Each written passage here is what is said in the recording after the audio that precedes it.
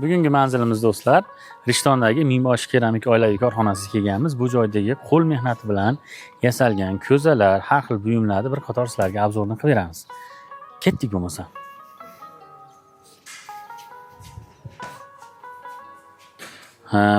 Bu kirishimizda e'tiborimizni tortgan dastgohlar mana tabiiy o'sha eski kulolli dastgohi xuddi shunday loylardan yasab, shunday san'at asari buni keladi. Buni bezalarni berishayotgan joyini ham hozir sizlarga obzor qilib boramiz.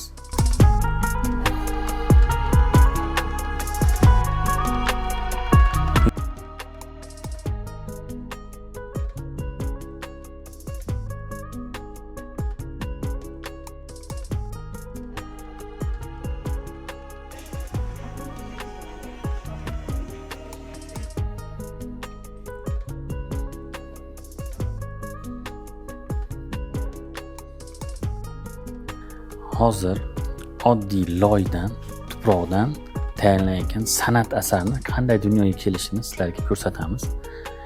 Hozir ish jarayonini sizlarga alohida ko'rsatib o'tib ketaman. Hormanglar, charchamayapsizlarmi?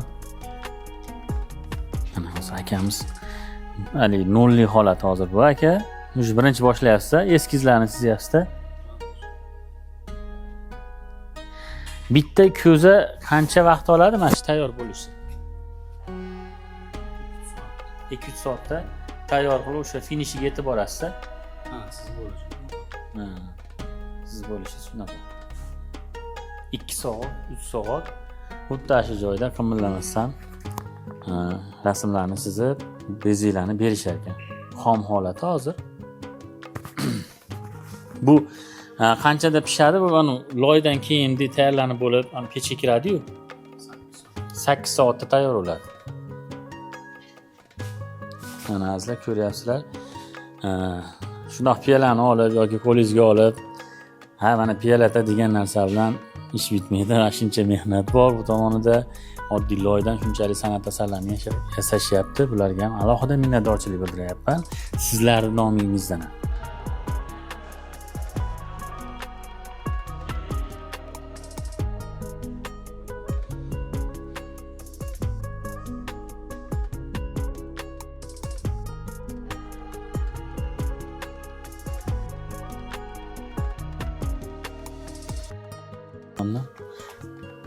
Bu ranglar nimadan tayyorlanadi? Tabiiy. Toshlardan. Eritilib, o'sha narsalardan kuydirib va qizdirilib tayyorlanadi. Hozir bu qanaqa necha litrlik ko'za bu? 5 litrlik. 5 litrlik ko'za. Qancha vaqt oladi buni tayyorlash? 10 kun, 15 kun vaqt oladi. To noldan tayyor bo'lib bitgunigacha. Yaxshi. Oson emas ekan. Mana sabr kerak-da bunga, do'stlar, sabr. Hazil basbatda ketayotgan ish. Shu joyga opalarimiz uchun ham laykni bosib, mehnat qilayotganlar uchun podpiskani ham bosib, do'stlarga ham ulashib yuboringlar. Xuddi shunaqa videolarni ko'rmoqchi bo'lganlarga, misol ko'p odam bu holatni ko'rmagan. Shuning uchun biz shu kontentni olishga qaror qildik. Oson emas, har bir kasbni o'ziga yarasha mashaqqati bo'lgandek. Bu kulollarimiz ham o'ziga yarasha mashaqqati bor ekan. Mana ko'rib guvohi bo'lyapsiz. Sizlar ham ko'rib turibsizlar bevosita.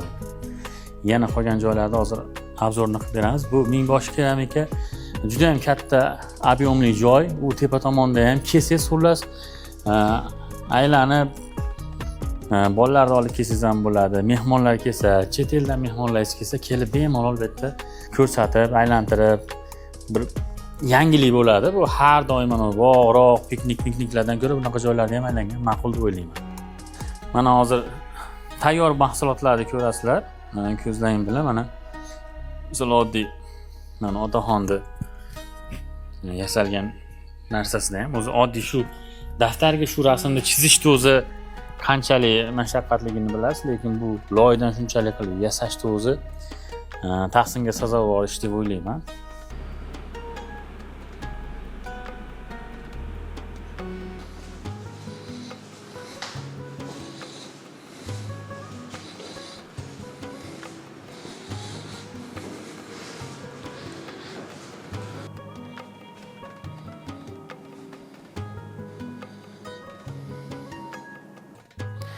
xuddi shunday esdalik uchun sovg'alar qilgizmoqchi bo'lsangiz yoki mana bunaqa ko'zalarga mana bu joylarga mana rasmlari chiqariladi.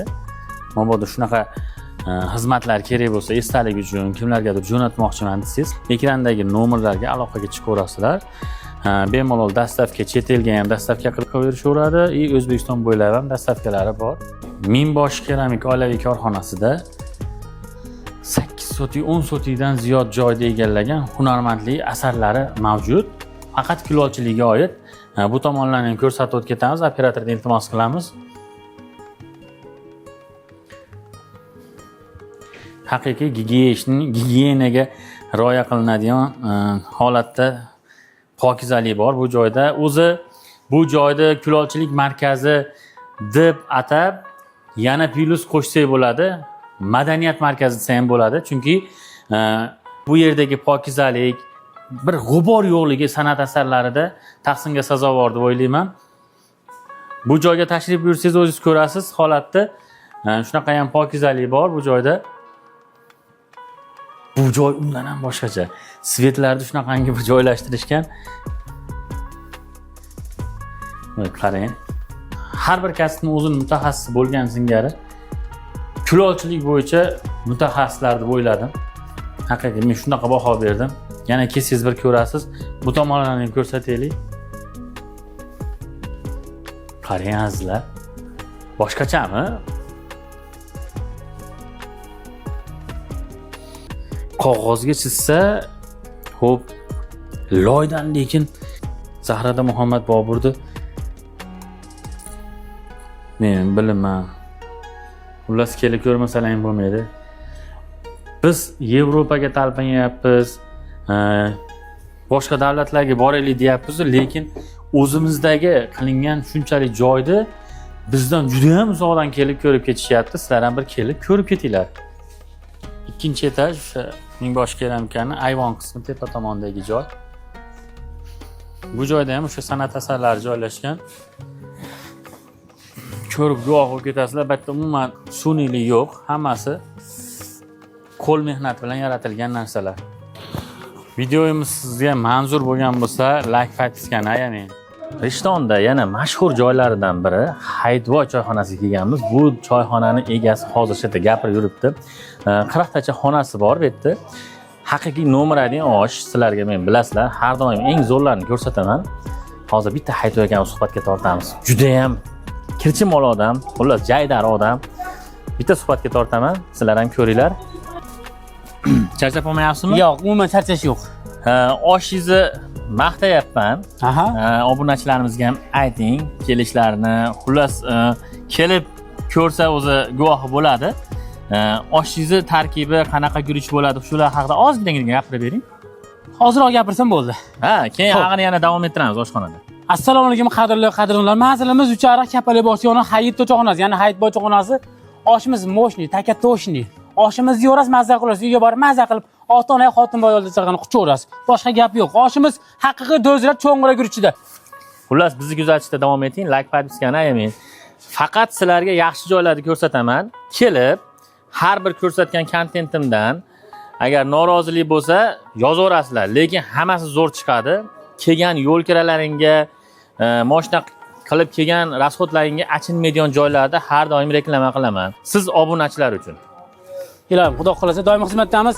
Uyaltirib qo'ymaymiz degan umiddaman. Alloh yuzimizni yerga qaratmasin. Kelaverasizlar akalar. Rahmat sizlarga. Oshxonani ham bir ko'rsatamiz.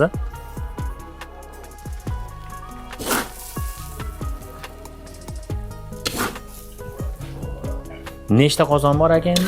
Ko'p. 18 ta qozonimiz bor. 18 ta qozon. Sizdan joy olish yoki osh aytib qo'yish uchun oldindan zakaz berish kerak. Albatta, telefon qilib qo'ysalar ham bo'ldi. 91 110 96 28.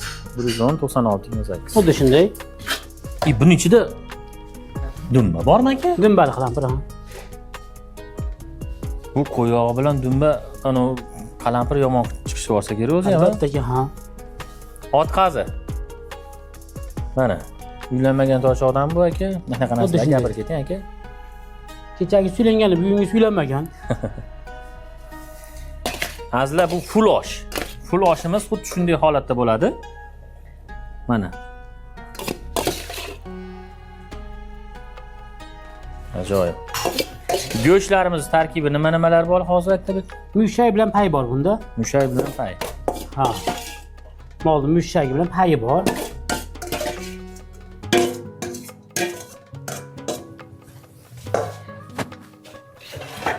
Bu bizni full oshimiz 700 grammni ikkitaga bo'lib berdik. Boshqa suzmaysan? Bundan yana bitta bor. Suzishini ham olish kerak, chunki haligida bor. Bu achchiq sho'rva.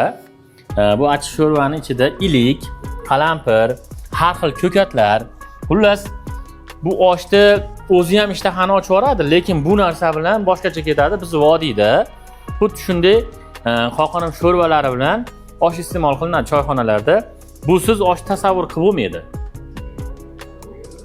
Xullas, O'zbekiston bo'yicha Farg'ona viloyati Rishton tumani Hayito choyxonasiga kelaverasizlar. Hayito choyxonasi.